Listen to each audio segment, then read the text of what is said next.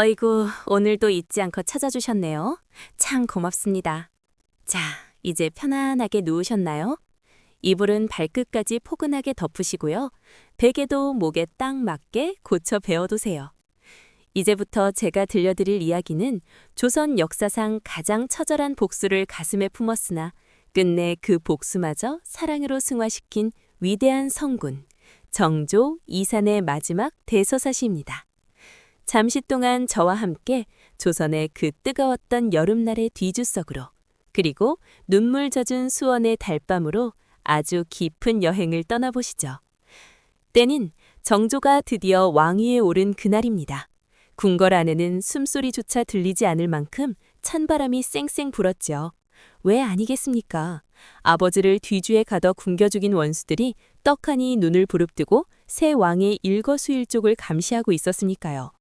조정의 대신들은 속으로 저 어린 왕이 과연 우리를 어찌할 것인가 하며 칼날 위에 선 기분으로 서 있었습니다. 그때 서늘한 기운이 감도는 어좌에 앉은 젊은 왕 이산이 입을 뗍니다. 과인은 사도세자의 아들이다. 이 한마디는 단순한 인사가 아니었습니다. 십수년 동안 가슴속에 묻어두었던 피 맺힌 외침이었지요. 이 한마디에 대궐 마당에 서 있던 노론 벽파놈들의 안색이 흑빛으로 변하고 무릎이 덜덜 떨렸습니다. 이제 피바람이 불겠구나. 내 목이 오늘 날아가겠구나 하며 다들 제 목줄기를 만지작거렸죠. 하지만 정조를 진짜 괴롭혔던 건 그 신하들뿐만이 아니었습니다.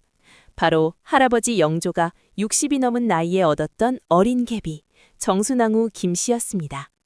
정조보다 고작 7살 많았던 이 젊은 할머니는요, 정말 도끼가 하늘을 찌르는 여자였습니다. 정조가 세자 시절일 때부터 저놈은 뒤주에 갇혀 죽은 죄인의 아들이다 라며 사사건건 앞길을 막았지요. 밤마다 자객을 보내 방 문고리를 흔들게 하고 음식에 독을 타고 심지어는 할아버지 영조에게 고자질을 해서 이산을 폐위시키려고 혈안이 되었던 여자였습니다. 왕이 된 후에도 정순왕후의 그 악독함은 멈추지 않았습니다. 왕의 침소 천장에 구멍을 뚫어 자객을 숨겨놓을 정도였으니까요. 잠을 자다가 천장에서 칼날이 툭 떨어지는 그 공포, 여러분 상상이 가십니까? 하지만 우리 정조대왕님 보통 분이 아니었습니다.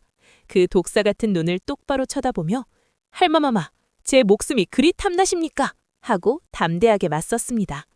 결국 정조는 그 왕비의 오라비들을 법대로 처단하여 수족을 잘라버렸고 정순왕후 본인은 대궐 깊숙한 곳, 빛도 들지 않는 서궁에 자둬버렸습니다. 평생을 권력에 눈멀어 남을 죽이려 했던 그녀는 훗날 자기가 가둔 그 적막함 속에서 백성들의 조롱을 받으며 비참하게 늙어갔으니 참으로 하늘이 내린 벌이라 할 수 있겠죠. 하지만 정조의 가슴을 진짜 되못으로 후벼 판 건 따로 있었습니다. 바로 자기를 낳아준 어머니 해경궁 홍씨였습니다. 정조는 왕이 된 후 아버지가 죽던 날의 승정원 일기와 비밀 기록들을 하나하나 뒤지기 시작합니다. 그러다 마주한 진실 앞에 정조는 통곡하며 주저앉고 맙니다. 내 아버지를 뒤주로 밀어넣고 뒤주 위에 무거운 돌을 올리라고 사주한 주동자가 다름 아닌 자신의 외할아버지 홍봉환과 외삼촌들이었다는 사실을 알게 된 겁니다. 어머니, 어찌 그러셨습니까? 내 외가가 어찌 내 아버지에게 그럴 수 있단 말입니까? 정조는 밤마다 서재에서 가슴을 찢어드며 울었습니다. 어머니 해경궁 홍씨는 친정을 지피기 위해, 가문의 몰락을 막기 위해 남편 사도세자의 죽음을 묵린했던 겁니다. 아들 정조에게 어머니는 세상에서 가장 사랑하는 존재인 동시에 아버지를 배신한 원수의 딸이기도 했던 것이죠. 그때 정조를 발목 잡은 건, 아니 정조의 맺힌 한을 풀어준 건 한 늙은 내시가 전한 아버지 사도세자의 마지막 유언이었습니다. 여러분, 사도세자가 그 좁고 어두운 뒤주 안에서 8일 동안 굶어 죽어갈 때 그 속에서 무슨 생각을 했을까요? 원망이었을까요? 아니었습니다. 사도세자는 자기 손톱이 다 빠지도록 뒤주 벽을 긁으며 아들 산이에게 줄 마지막 편지를 썼습니다. 산아, 내 아들아, 아버지는 여기서 죽는 것이 원통하지 않다. 내가 죽어야 네가 역적의 아들이라는 꼬리를 떼고 왕이 될 수 있다면 나는 기꺼이 이 뒤주를 내 무덤으로 삼겠다. 그러니 산아, 내가 죽어든 너는 할아버지를 절대 원망하지 마라. 그리고 나를 죽음으로 몰아넣은 네 외가 식구들도 그 신하들도 칼로 배려하지 마라. 미움은 미움을 낳고 피는 피를 부르는 법이다. 네가 복수라는 괴물이 되어 평생을 외롭게 살까봐 아버지는 그게 제일 두렵구나. 부디 너는 사람을 살리는 왕, 백성들의 눈물을 닦아주는 성군이 되어다오. 그것이 내가 이 지옥 같은 뒤주 속에서 웃으며 눈을 감을 수 있는 유일한 길이다. 이 유언을 전해들은 정조는 그 자리에서 대성통곡을 했습니다. 아버지는 죽어가는 그 순간에도 자기 고통보다 아들의 인생을 더 걱정했던 겁니다. 부모의 마음이란 게 그런 거 아니겠습니까? 자기는 뙤볕 아래 뒤주에서 말라 죽어도 자식만큼은 시원한 그늘 아래 성군으로 남길 바랬던 그 마음 말입니다. 결국 정조는 결단합니다. 죄를 지은 자들은 법대로 처단하되 그들의 어린 자식과 가족들은 건드리지 않겠다. 당시로서는 상상도 못할 자비였습니다. 어머니 해경궁 홍씨가 친정을 살려달라고 아들 앞에서 무릎을 꿇고 피눈물을 흘릴 때 정조는 그 어머니의 손을 잡고 함께 울며 아버지의 유언을 실천했습니다. 어머니, 제가 아버지를 위해 그리고 어머니를 위해 미움을 버리겠습니다.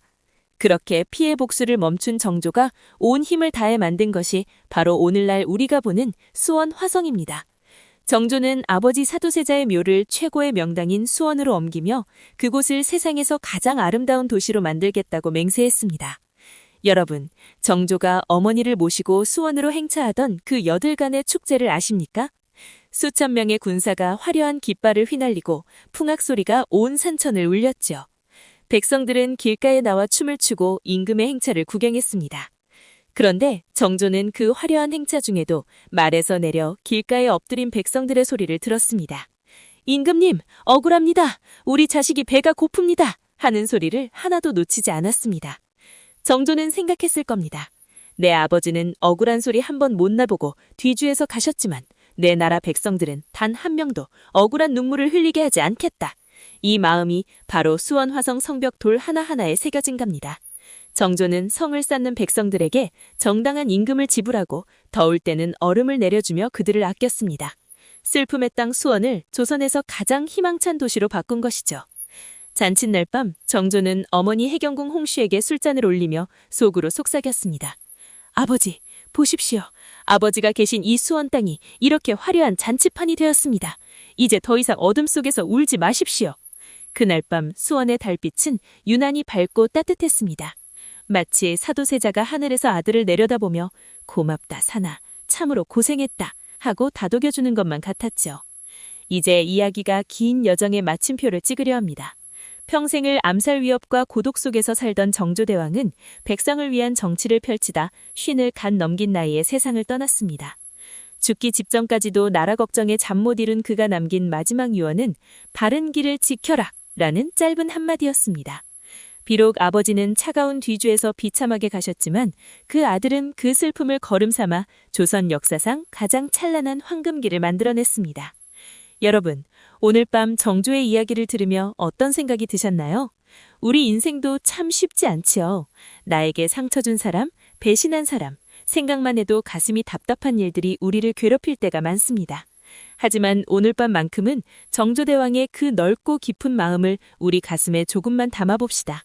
미움을 용서로 바꾸고 슬픔을 위대한 업적으로 바꾼 그 용기 말입니다.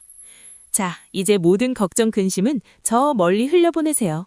정조대왕이 수원 화성을 지키듯 여러분의 오늘 밤도 따뜻하고 평온하게 지켜질 겁니다. 수원의 달빛이 여러분의 창가를 비추고 있다고 생각하며 이제 편안하게 깊은 잠에 드십시오. 오늘도 조선시대 전살팔팔과 함께 해주셔서 정말로 고맙습니다. 여러분이 눌러주시는 좋아요와 마음을 담은 댓글 한 줄은 제가 더 깊고 진한 전설을 찾아오는 아주 큰 힘이 됩니다. 잊지 말고 꼭 하나씩 남겨주실 거죠? 그럼 정조대왕의 미소처럼 평온한 꿈 꾸시길 바랍니다. 안녕히 주무십시오. 고맙습니다.